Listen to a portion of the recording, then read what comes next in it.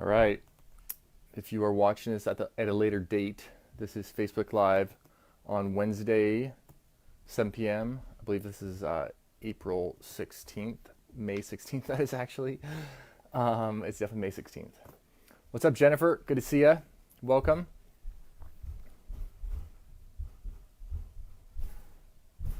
Lisa, welcome to another Facebook Live.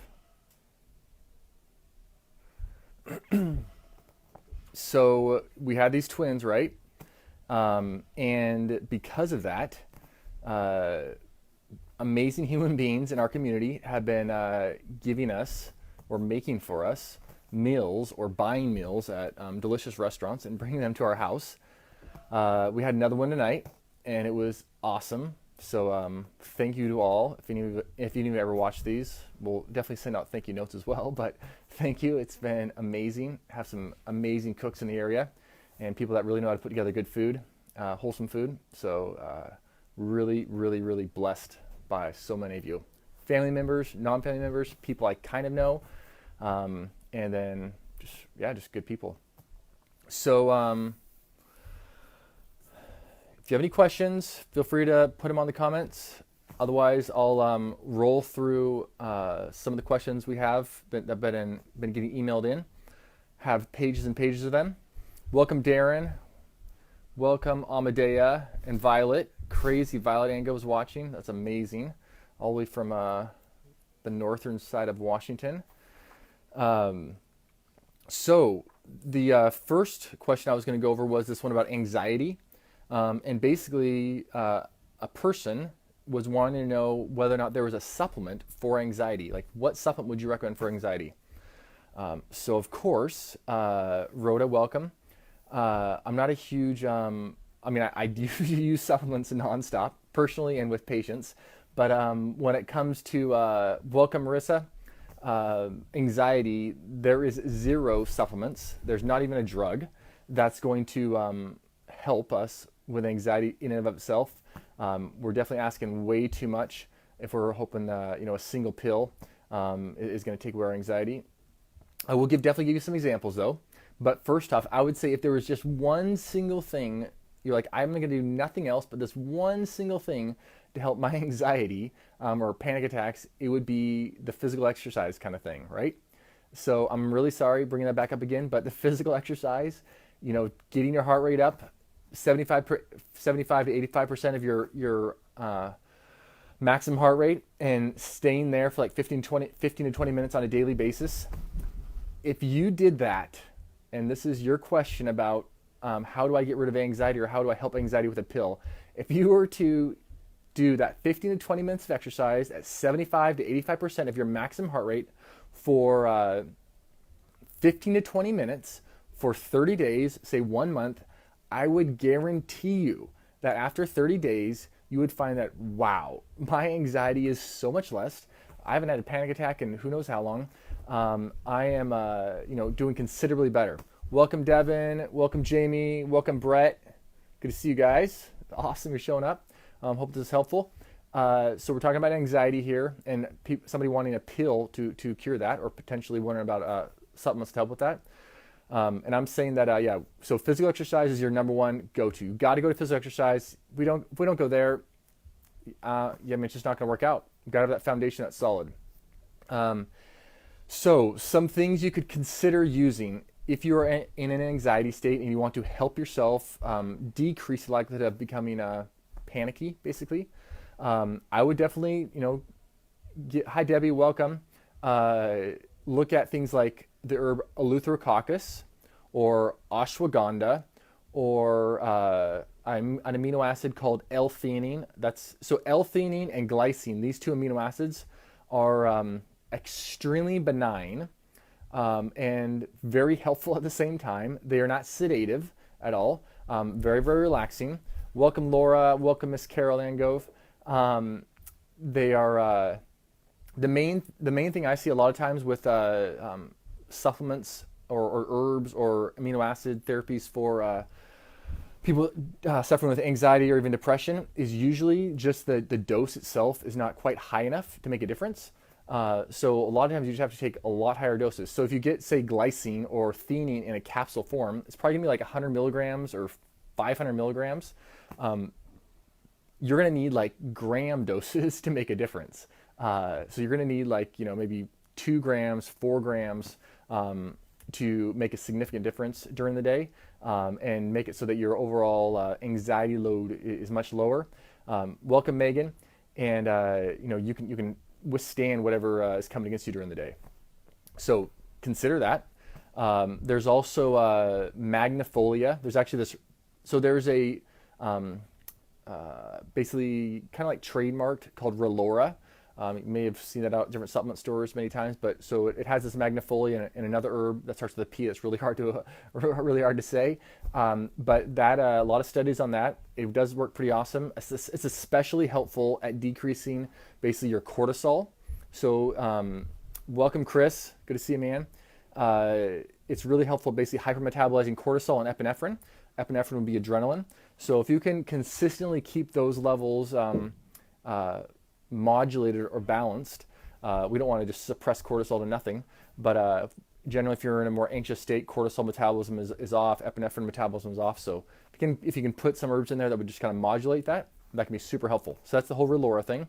I would generally try to use these in tandem. So just one herb over here, or one amino acid over here, you're probably not really going to get the awesome results that you're hoping for. So if you could use like a concoction of, say, glycine and maybe theanine, and specifically sun theanine, and then also look at welcome, Mary, the ashwagandhas or the Relora, Eleutherococcus. If you're really feeling it, there is a type of you may have heard of GABA. So GABA is a neurotransmitter that is our inhibitory. It causes us to relax, especially at night when we want to go to sleep. Unfortunately, though we do use GABA in some cases, GABA does not cross the blood-brain barrier. So people that get benefit from taking GABA are getting benefit because the barrier within their intestinal lining is leaky. That's really the only way you're getting benefit from it.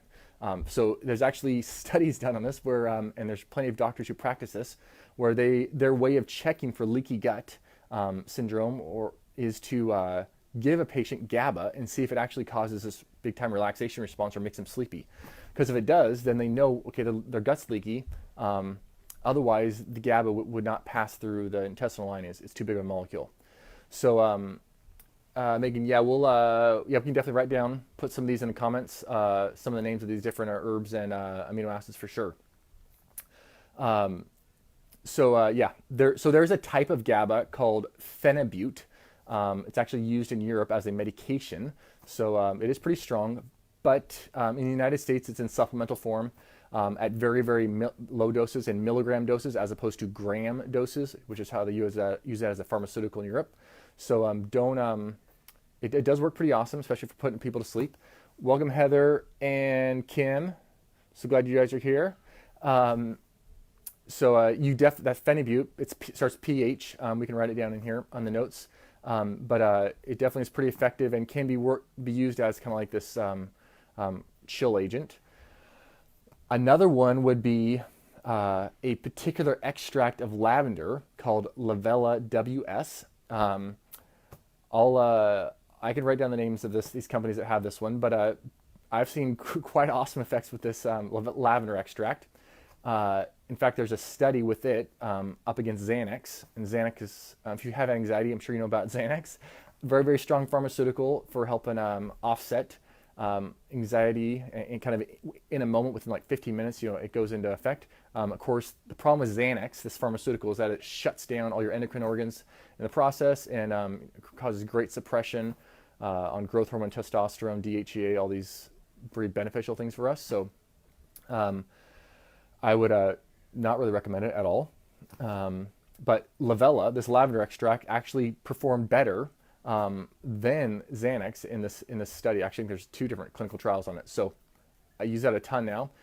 It is quite effective for patients as they're trying to just get things under control. Welcome, Tara. Welcome, Dana. Yeah, I would consider Lavela for sure. But like I said at the beginning, we got to have that physical activity going, 15 to 20 minutes, pretty much daily. If you are having lots and lots of anxiety, of 75 to 85% of your maximum heart rate. And if you do that for 30 days, I think you're going to be shocked at where your anxiety goes. It's not going to be in you anymore. All right? So definitely give that a go.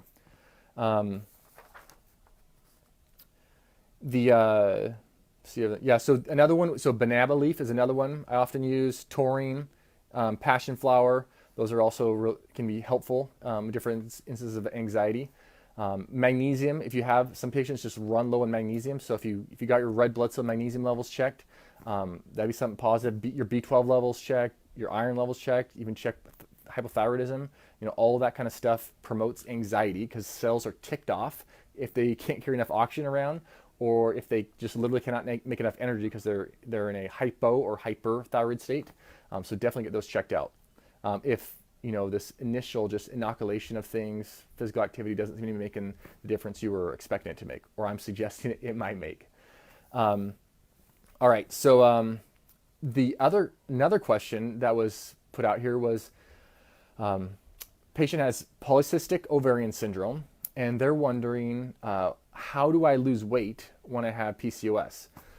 Great question. Definitely a huge issue and a very, very, very difficult thing to solve on your own usually.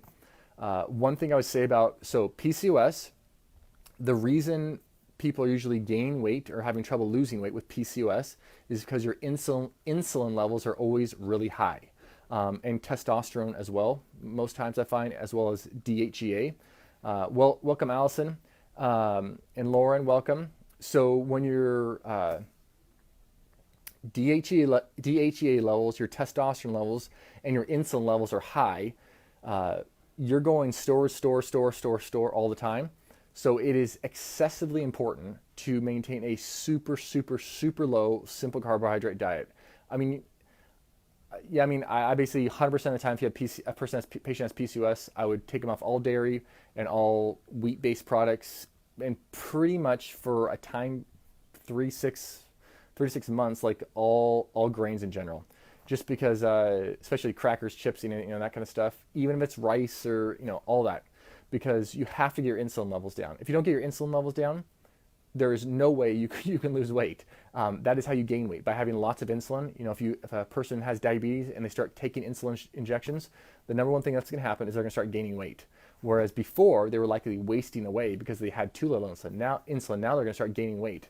It's excessively important that you maintain a really high fat protein diet and a really low carbohydrate diet. If you have PCOS. In fact, I would even promote going all the way to ketosis, which there's plenty of studies on this now, a ketogenic diet for PCOS.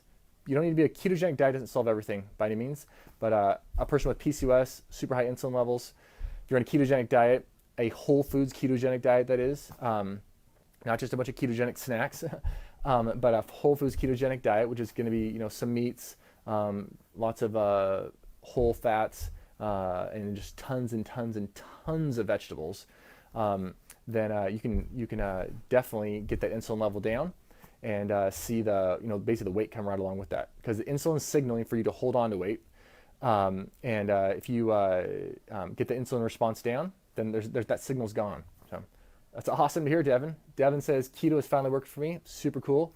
Way to get after it. That's great. So I mentioned labs wise, I would definitely you got to get your insulin levels, fasting insulin, fasting glucose, leptin, testosterone, and DHEAS. I can throw those in these notes, but I would definitely get those tested if you know you have PCOS, fasting. It's like a 12-hour fast, and then 3 months later, get them tested again. Make sure those levels are going down, because if they're not going down via your dietary intervention, then you definitely want to add in some herbs or minerals to help with that. And there's things like chromium, which can help with glucose tolerance factor and insulin sensitivity. Also cinnamon, is a great one. Alpha lipoic acid, milk thistle, all awesome at helping sensitize and just kind of support the detoxification mechanisms for eliminating sugars better and promoting that sensitivity of insulin so that your body doesn't create so much insulin and always basically have this storage signal going. Another one is myoinositol. So inositol is a type of B vitamin. The particular form myoinositol, so there's this D-chiroinositol and there's this myoinositol. Myoinositol is amazing. The thing is, for PCOS, and it'd probably be my number one supplement that I would say if you have PCOS or you know somebody with PCOS, you may say like, just give this a try, give it like 3 to 4 months of this and see if you don't notice a pretty significant difference.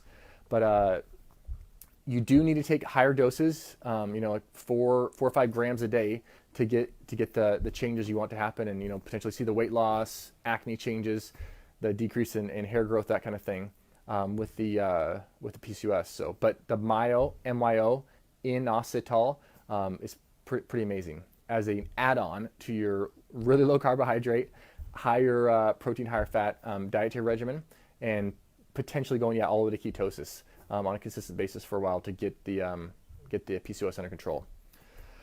You could also do a 24-hour urine profile for hormones if things don't seem like they're really shaken out. So that'd be if you're currently menstruating. If a lot of women with PCOS aren't menstruating anymore, they've lost their menstrual cycle. But if you are menstruating, then you want to do it on basically about day 18 to 20 of your menstrual cycle, the 24-hour urinary collection. And that's a hormone test, basically to look at the balance of your estrogens, progesterones, testosterones, and kind of all the metabolites of them, which can be pretty helpful for a lot of patients who are really, really having difficulty getting things under control related to the PCOS. And then you also want to remember that basically with PCOS, you're having a really low antioxidant activity. There's way more oxidation happening, way more inflammation happening than there is things to counteract that.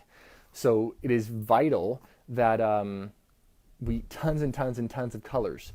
And if you're having trouble getting lots of colors in, then you probably need to take some kind of green drink, make some veggie bread, or just make a point of saying, hey, you know what? I'm going to get blueberries, breakfast, lunch, and dinner. I'm going to have some kind of green vegetable, and maybe it's the same thing over and over again. But you really have to get tons and tons of these phytochemicals into you to offset the inflammatory effects of PCOS that is causing your body. But I can tell you, I've seen so many patients overcome PCOS over the years. You don't just have to be on metformin for the rest of your life or be on all these suppressing birth control pills and stuff like that. You can overcome it, definitely. And it will take a little work for sure. And it's going to take some habit changes, but it'll be so worth it to be free of that. No doubt about it. All right. So the next question I had on here, Noreen, so good to see you, was a patient or person emailed about detox and how to keep your bowels moving when you're detoxing. So something I would be asking myself is, why am I detoxing? What is my goal? Am I doing like this 24-day detox? Is it some new like detox kit we're doing? I mean, what is actually the goal of the detoxification? Because every single day, every second of every day, we're detoxing. That is how we stay alive. And so if we're doing something that's slowing our bowels way down, and our bowels are not moving on a consistent basis while we're going, we're basically putting things into our body that are causing our body to work harder via this detox plan, then I always suggest you're not detoxing, because you're one of the number one way, or part of the ways that we detox, is via bowel movements. That's all the junk coming out of us. So if we're not having a bowel movement, then we're not detoxing. So we might as well just back off, whatever we're trying to do to purge or push, or what our friend told us, or our the internet doctor or the blogger told us about, this detox kit, do this. You really want to just back that off. I would definitely back that off, and I would look at, okay, let's get these bowels moving. If you are way better off your bowels moving every day and not doing any kind of detox program than you are doing a detox program and now your bowels are not moving, because now you're not detoxing anymore. You're shutting everything down. So strongly consider that. Now, say a lot of people, when they actually just change their diet, they go from a processed food style diet, or maybe a higher grain diet, and they're trying to lose weight, or clear their skin up, or just feel better, maybe overcome PCOS, and they notice, man, their bowels get kind of backed up, whereas before they were maybe loose, or they were running all the time. So something to consider is to use like magnesium oxide, or magnesium citrate, or magnesium hydroxide, because all those types of magnesium are going to cause bowel movements to happen. They're going to pull water into the lumen of your intestine and cause your bowels to move more often. So you could use those. You could also use, there's a type of aloe, a Cape aloe, that will help the bowels definitely move. It's definitely a little stronger agent. Also, of course, smooth move tea is a really good tea to help your bowels move more consistently. Definitely try it out. Try a low dose first. See how it goes. Wait 12 hours. See how it goes before like putting a couple bags in there and making it really strong, because otherwise it may be too strong, and you might be going diarrhea all day long. But you definitely can use those as ways to help get the bowels moving, as well as potentially taking digestive enzymes for a little bit. There's a lot of probiotics, just generally like Lactobacillus acidophilus, any of the bifidobacterium strains. Anytime you change your diet, a lot of people will notice, their bowels will be backed up a little bit, or if they're traveling, their bowels can get backed up a little bit.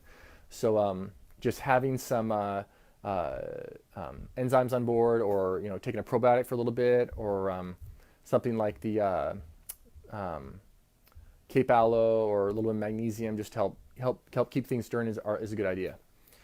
Another thing to consider would be to use bitters like gentian. So anything that stimulates digestive secretions, which I would suggest you want to detox, then do things that stimulate hydrochloric acid production in your stomach, that enable you to break down food more efficiently and to move that food out of you on a consistent basis. That would be detoxification.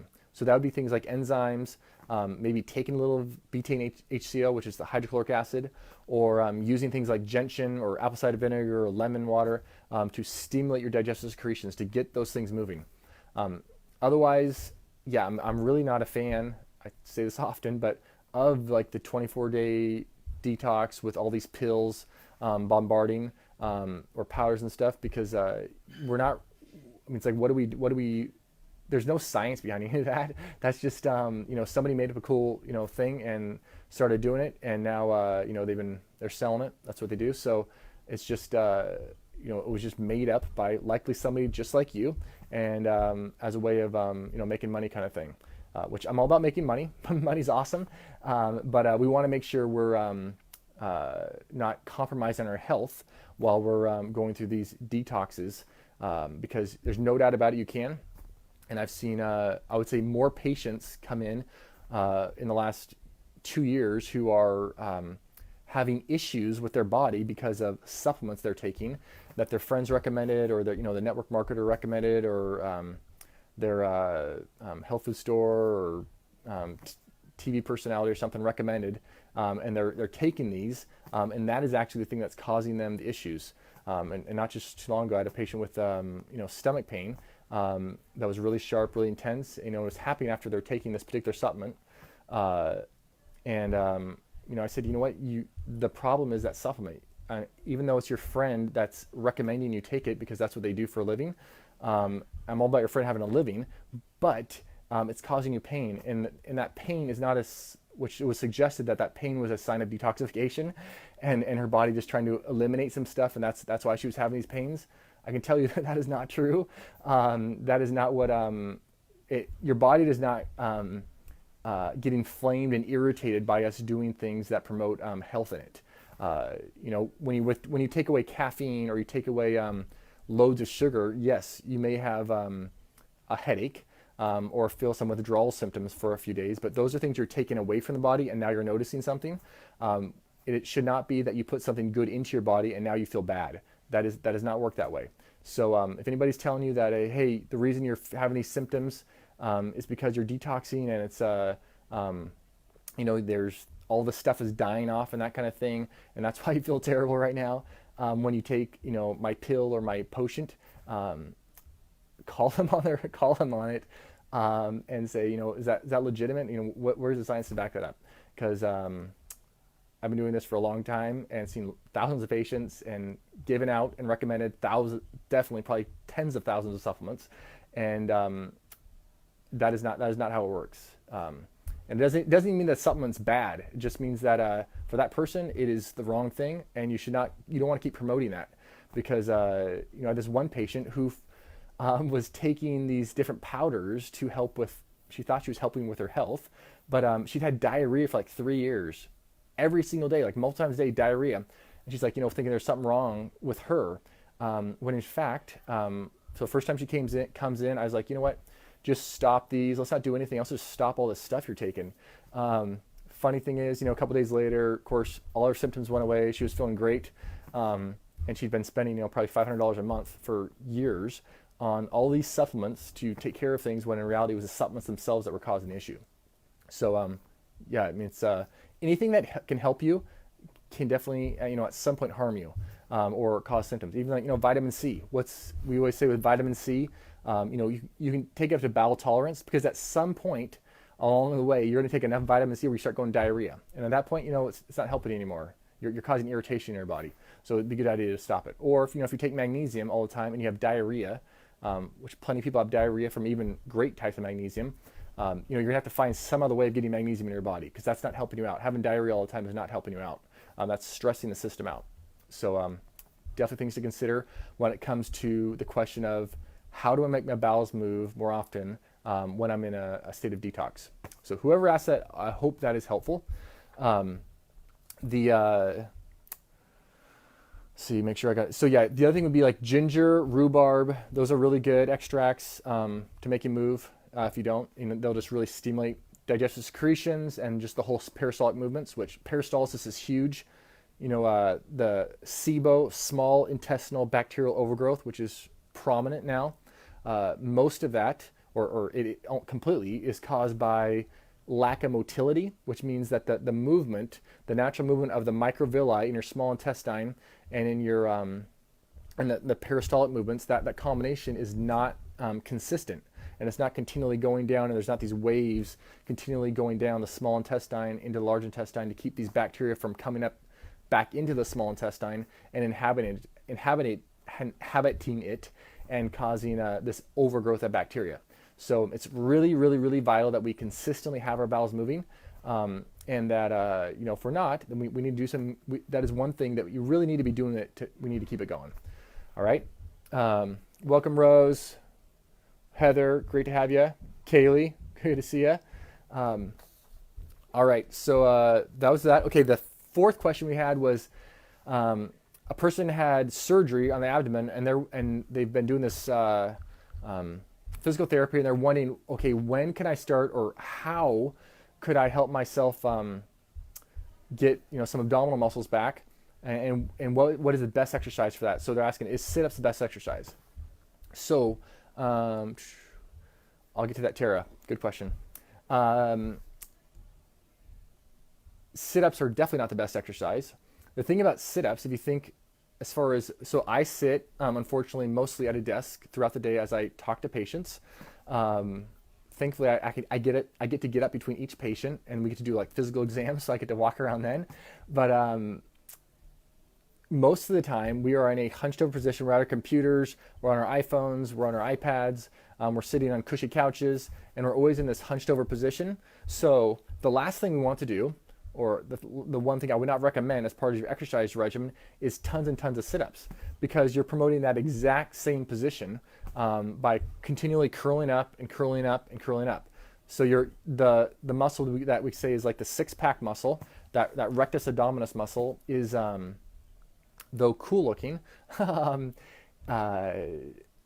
it's shortened in most of us. It's in a contracted position because we tend to have shoulders rolled forward, and our chest tends to be down as opposed to up, and our back is like this and all that kind of stuff. So we want to not do a whole lot of sit-ups, and sit-ups themselves don't even really work our core. They just work this muscle that makes us go upward and backward.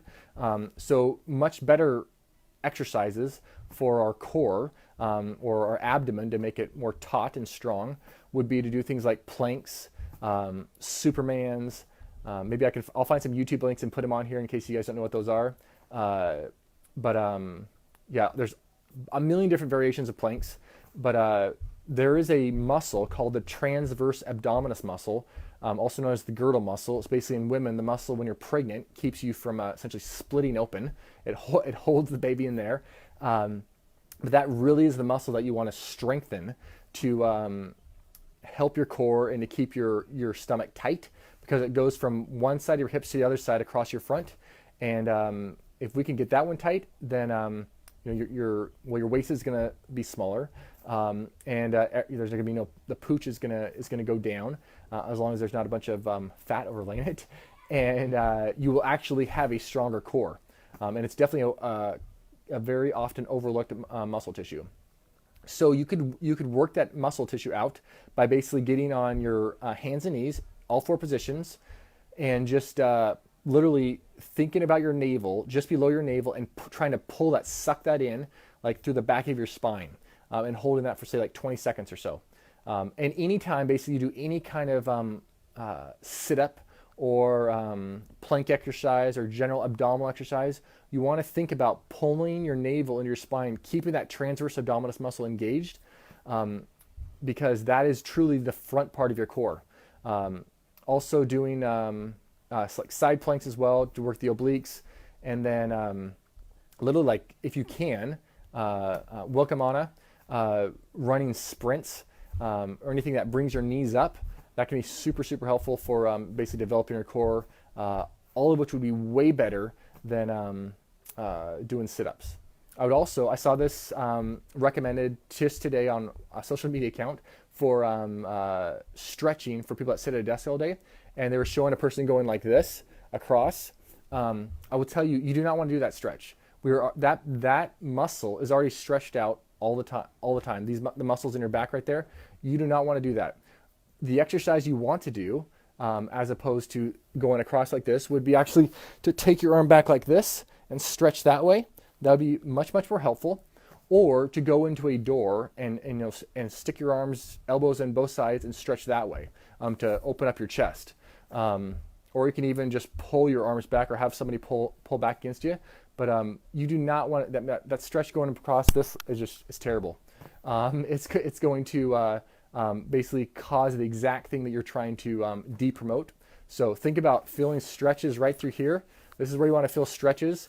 If you're sitting at a desk all day, or generally, or even breastfeeding, or basically you're human. Almost all of us are rounding forward to some degree, no matter how much we're trying not to. So if we can keep this part stretched out, it'll take a lot of tension off there, and make it much easier for us to be stand erect and straight. And then doing things that actually pull back and pinch. So working on our back muscles, some rowing movements, really pinching our scapulas together, or pulling down movements. Same thing, and pinching our scapulas together. Those are what I'd be shooting for. All right, so hopefully that's pretty decent. Tara asks, how much vitamin C should a child take? Well, it kind of depends. So if your child was eating a lot of vegetables and fruit, they wouldn't need to take a whole lot, because there's a lot of vitamin C in vegetables and fruit. If they that's super tough for them to get much vegetables and fruit in, then probably about 250 to 500 milligrams as a ongoing thing would be more than sufficient. And I would look for either buffered vitamin C. So that's vitamin C, and you'll see it'll have magnesium or potassium or calcium stuck onto the vitamin C on the ingredient label, or because it's just a little bit easier on the stomach. Or consider getting like the Araceola cherries powder, which that's what actually I'll put in my smoothies or put in my girls' smoothies, because it's loaded with vitamin C. I mean, like a teaspoon of it's like 500 milligrams of vitamin C, but it's still in its actual whole food form, which I feel generally for kids is a better thing. Of course, the more whole foods we can do, the better. And they're small, so it's not like they need 5,000 milligrams of vitamin C or that kind of thing. Adults don't really need that either, ongoing, unless you're dealing with a particular condition. But those cherries are awesome for getting a ton of vitamin C in a whole food form, and it doesn't taste bad. It's slightly tart, but not bad at all. Let's see here, what else we got. Why does running seem to make my abs stronger than any ab workout I've ever done? Yeah, So yeah, running is amazing for abdominal muscles. I mean, that anytime you bring your knees up, there's all the balancing as well. Plus the fact you just running burns so much energy. So most people find that any kind of layers of fatty tissue that may have accumulated go down considerably when they're out there running, especially like sprints. I mean, if you look at a 100-meter dash or 200-meter dash person in the Olympics or 400, I mean, they all have abs, right? Crazy abs. So it's not like they're out doing ab exercises all day long. It's because they're sprinting all day long, and that does a number for it. So yes, Marisa says, can you give me an example of an exercise that would help with anxiety? What would get you in the right high heart rate range? So yeah, you could, probably the easiest one would just be running.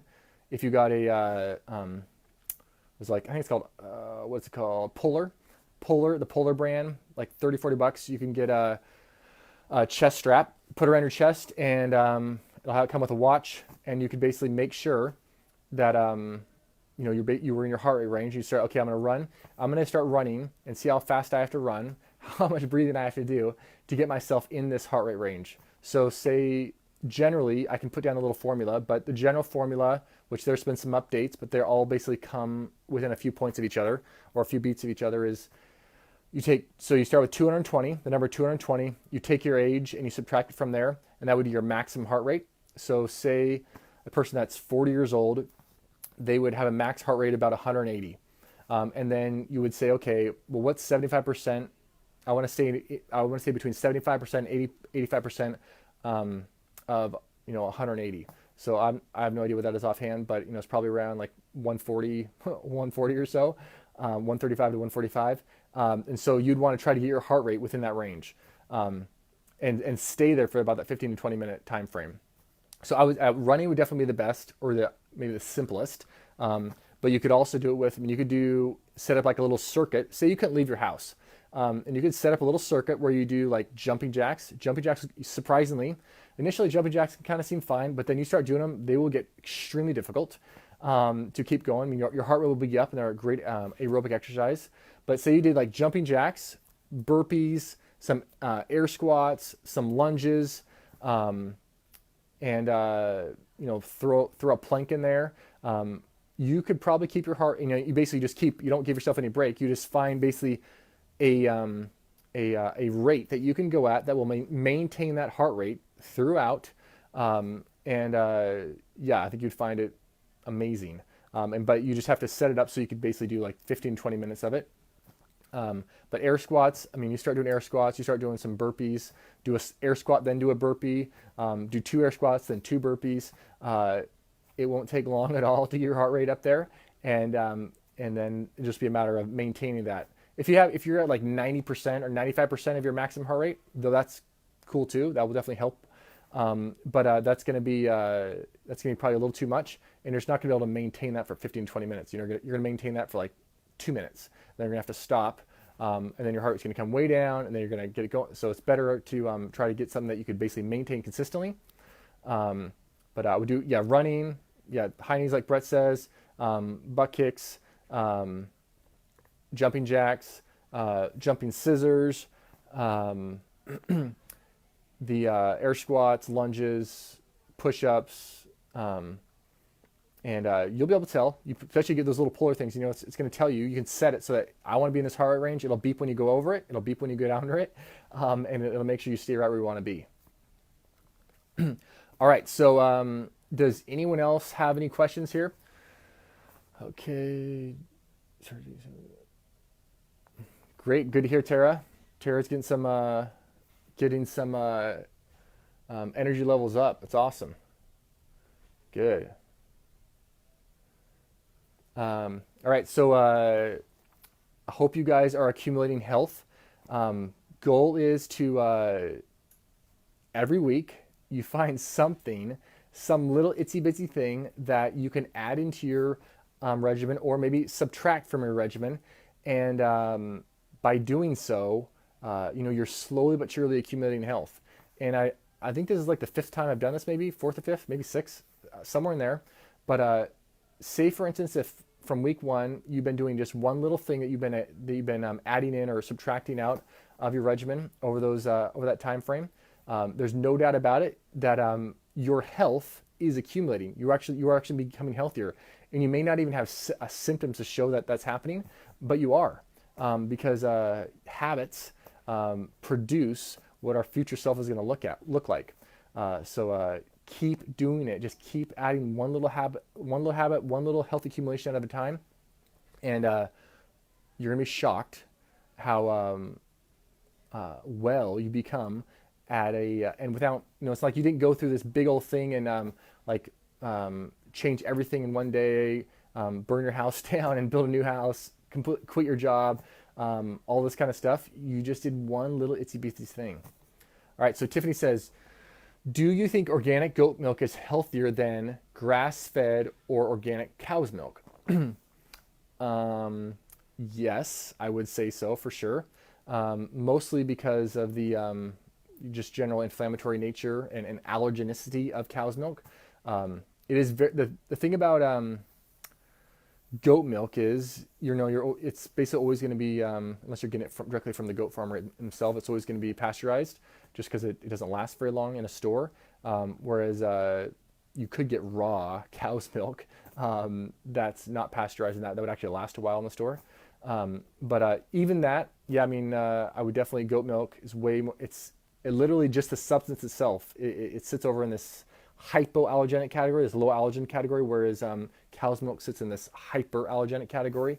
And there's studies showing with like the whey protein concentrate from goat milk, and how in ulcerative colitis and Crohn's disease, it could actually down-regulate all these inflammatory proteins, whereas cow's milk actually does the exact opposite thing.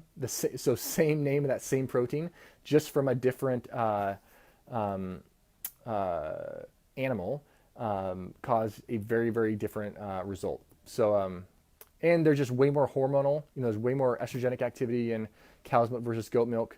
So I'm definitely a proponent, though granted, if you've been drinking cow's milk all your life, switching to goat milk definitely would be tough if you're drinking glasses of milk, because it's definitely going to taste a little different. But there are, I can tell you from tasting some goat's milk, it does matter where you get the goat's milk from. So farm to farm will taste very different, or potentially can. So yeah, consider that. Lauren asks, what do you suggest to help with adrenal fatigue? Yeah, adrenal fatigue is kind of big subject. So first thing would be routine. That's a really big deal. And making sure that your blood sugar is super, super, super consistent throughout the day.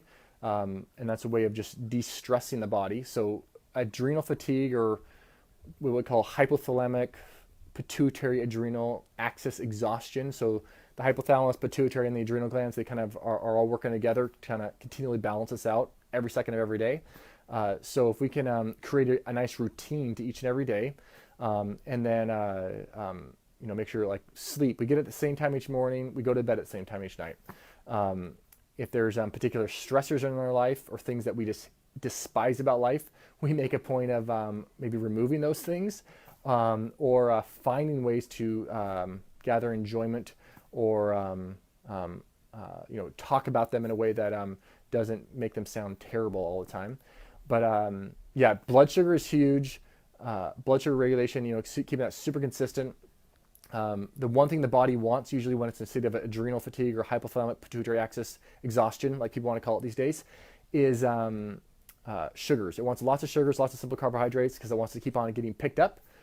So I would, you really want to make sure you don't do that, because that's going to do the exact opposite thing you're trying to do.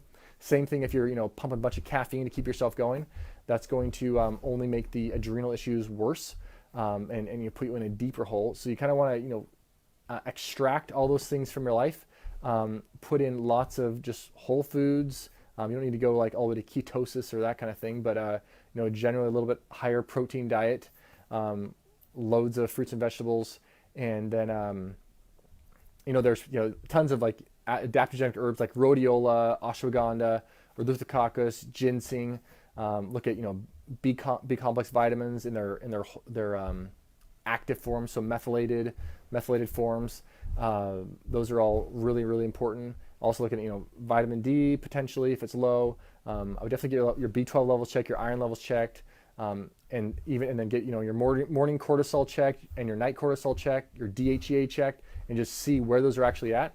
Because sometimes we can think it's adrenal fatigue, and it actually could be something not adrenal. That we actually need to affect a different part of our body, or there's chronic infections that we have to deal with a lot of times if the adrenals are low.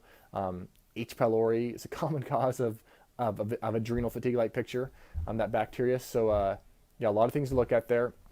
But just as like I'm tired all the time, feeling fatigued. What can I do? Just kind of perk myself up. I think, utilizing some things like ginseng, rhodiola, ashwagandha, B vitamins, even like if you have somebody around you that can, a doctor, you can get like B12 or B complex injections, intramuscular injections, on a monthly basis for a little bit to get the body perked back up again. Also vitamin C. So basically the main nutrients, or the most commonly used nutrients in the adrenals, are vitamin C, B vitamin called pantothenic acid, and sodium. So I would load up on sea salt, the Redmond real salt or Himalayan sea salt, and then also tons of vitamin C and pantothenic acid, because those really are the constantly overused nutrients via the adrenals. And if they're they're an easy, benign way of supporting yourself and getting things rolling before diving into a lot of other stuff. But herbs are amazing. Adaptogenic herbs are awesome. Usually combinations, and a lot of times you need a lot more of them than the label says, or what the servings are on the label, or what you may have read about. As far as studies go, you tend to have 3 or 4, 5, 6 times the amount supplement-wise that compared to what is on the ingredient label. And then just figuring out what are the main stressors, what are the things that are causing an adrenal fatigue state, and writing those down, figuring out which ones are under your control, and then going about taking control of the ones that are under your control, and the ones that are out of your control, just releasing them. Because easier said than done for sure, but if we consistently make a point of consciously releasing the things that are out of our control, and taking care of the things that are in our control, that subconscious stress being lifted from us is huge, and it creates all the opportunity in the world for us to actually heal up. All right, so thanks for your questions. Thank you so much for coming on. Hope this was super helpful, and we'll be answering more questions. Actually, I think next week is a big, we're trying to answer a bunch of the fatigue questions next week. That there's an endless list of them, and figure out all the ways. So adrenal fatigue would be part of that, Lauren, and go through a myriad of ways that we could help things out and overcome fatigue, and figure out maybe where that fatigue's coming from. So hope to see you guys there, 7 o'clock Pacific time, same channel. Hope you guys have a great night. Thanks a lot.